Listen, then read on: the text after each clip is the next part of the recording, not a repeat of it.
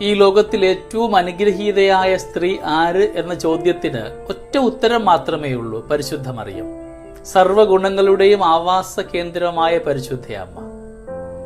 നരരക്ഷയ്ക്ക് വേണ്ടിയിട്ട് ദൈവം രൂപകൽപ്പന ചെയ്ത സൂത്രവാക്യത്തിൽ ഒരു നാരിയുടെ പേരുകൂടി എഴുതി ചേർത്ത ദൈവഹിതം. തീർത്തും സാധാരണക്കാരിയായ ഒരു സ്ത്രീയായിരുന്നു പരിശുദ്ധ മറിയം.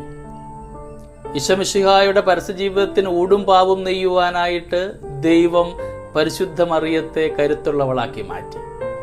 ഈ അമ്മയുടെ സ്വർഗാരോപണ തിരുനാളിന്റെ നിറവിലാണ് നാം ഓരോരുത്തരും. ആത്മശരീരങ്ങളോടുകൂടെ പരിശുദ്ധ ദൈവമാതാവ് സ്വർഗത്തിലേക്ക് എടുക്കപ്പെട്ടതിന്റെ ദിനത്തിൽ നാം ആയിരിക്കുമ്പോൾ, ഈ ഓഗസ്റ്റ് 15 നാം ആയിരിക്കുമ്പോൾ, നമുക്കിന്ന് അമ്മയോടൊപ്പമാവാം. ഒപ്പം നാം ഓരോരുത്തരും ഇന്ന് നമ്മുടെ ഭാരതത്തിന്റെ സ്വാതന്ത്ര്യദിനത്തിന്റെ നിറവിൽ കൂടെയാണ്. ഈ രണ്ട് ആഘോഷങ്ങളുടെയും അനുഗ്രഹങ്ങളൊക്കെ നമ്മുടെ ജീവിതത്തിന്റെ ഭാഗമാക്കുവാൻ നമുക്കിന്ന് പരിശ്രമിക്കാം.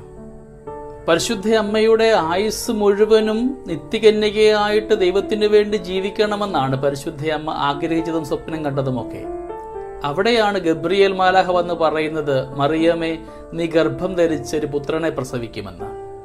പരിശുദ്ധ അമ്മയ്ക്ക് സ്വപ്നത്തിൽ പോലും ചിന്തിക്കുവാൻ സാധ്യമാകാത്ത ഒരു കാര്യമാണത്. അവിടെയും ഇതാ കർത്താവിന്റെ ദാസി എന്നായിരുന്നു പരിശുദ്ധ അമ്മയുടെ ഉത്തരം. നമ്മുടെയൊക്കെ ജീവിത മേഖലയിൽ സ്വപ്നങ്ങൾ തകർന്നു പോകുമ്പോൾ, ചിന്തകൾക്കപ്പുറത്തേക്ക് കാര്യങ്ങൾ സംഭവിക്കുമ്പോഴൊക്കെ ഇതാ കർത്താവിന്റെ ദാസി, ഇതാ കർത്താവിന്റെ ദാസൻ എന്ന് പറയുവാൻ സാധിക്കുമ്പോഴാണ് നമ്മുടെ ജീവിതമൊക്കെ അനുഗ്രഹമായിട്ട് മാറുക. പ്രിയമുള്ളവരെ, എന്തുകൊണ്ടായിരിക്കാം പരിശുദ്ധ അമ്മയ്ക്ക് കാൽവരി മലയ്ക്ക് അപ്പുറത്തേക്കും പിടിച്ചു നിൽക്കുവാനുള്ള ധൈര്യം പകർന്നത്? പരിശുദ്ധ അമ്മ മാതാവിന്റെ കാതിൽ മുഴങ്ങിയ ഒരു ശബ്ദമുണ്ട്. അത് ഇപ്രകാരമായിരുന്നു: മറിയമേ, കുഞ്ഞെ, നീയല്ല നിന്റെ ജീവിതത്തിന്റെ മാനദണ്ഡം, നീയല്ല നിന്റെ ജീവിതത്തിന്റെ അച്യുതണ്ട്, മറിച്ച് പരിശുദ്ധാത്മാവാണ്. സ്നേഹമുള്ളവർ, നമ്മുടെയൊക്കെ ജീവിതത്തിൽ പലപ്പോഴും നാമാണ് നിയന്ത്രിക്കുന്ന തോന്നലുണ്ടാകുമ്പോഴാണ് നമുക്ക് പാളിച്ചകൾ ഉണ്ടാവുക, കുറവുകൾ ഉണ്ടാവുക.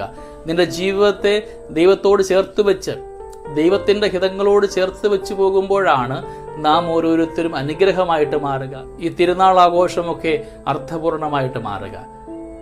നമ്മൾ ഈ തിരുനാളിന്റെ ഭാഗമാകുമ്പോൾ നമുക്ക് രണ്ട് ചിന്തകളിലേക്ക് കടന്നു പോകാം. ഒന്നാമത്, എന്തുകൊണ്ടായിരിക്കാം അമ്മ സ്വർഗത്തിലേക്ക് കരയേറ്റപ്പെട്ടത്? ദൈവം വസിക്കുന്ന ഇടമാണ് സ്വർഗം. പരിശുദ്ധ അമ്മയുടെ ഉദരത്തിലായിരുന്നു ദൈവം ആദ്യമായിട്ട് വസിച്ചത്. അമ്മ തന്നെ സ്വർഗമായിട്ട് മാറുകയാണ്.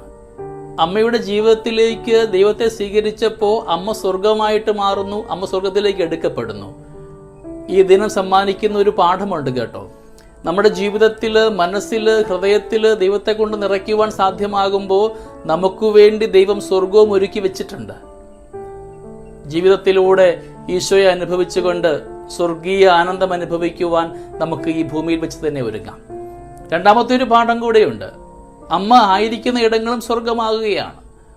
നാം വായിക്കുന്നുണ്ട്, എലിശ പുണ്യവതിയുടെ ജീവിതത്തിലേക്ക് തിടുക്കത്തിൽ പോകുന്ന പരിശുദ്ധ അമ്മേ, വൃദ്ധയായ ആ സ്ത്രീയുടെ ജീവിതത്തിൽ ഈ അമ്മയുടെ സാന്നിധ്യം സ്വർഗതുല്യമായി മാറുകയാണ്.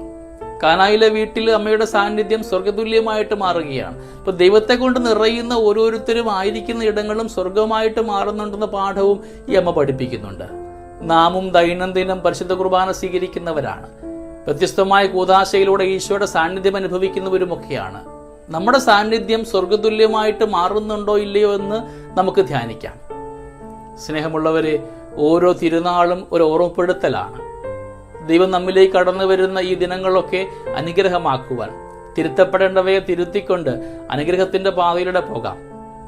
എന്നെ കാണുന്ന, എന്നെ കേൾക്കുന്ന പ്രിയപ്പെട്ടവരെ, നമ്മുടെ ഓരോരുത്തരുടെയും മനസ്സിലേക്ക് ചാക്കുളി പോലെ കടന്നു പോകേണ്ട ഒരു വചനമുണ്ട്. പെറ്റമ്മയില്ലാതെ ഈ ഭൂമിയിൽ ഒരു ജനനമില്ല, പരിശുദ്ധയമ്മയില്ലാതെ സ്വർഗത്തിലും. അമ്മയുടെ കരം പിടിച്ച് നമുക്ക് സ്വർഗത്തിലേക്ക് യാത്രയാവാം. ഈ തിരുനാളിന്റെ എല്ലാ മംഗളങ്ങളും ഏറെ സ്നേഹത്തോടുകൂടെ നിങ്ങൾക്ക് ഏവർക്കും നേരുന്നു.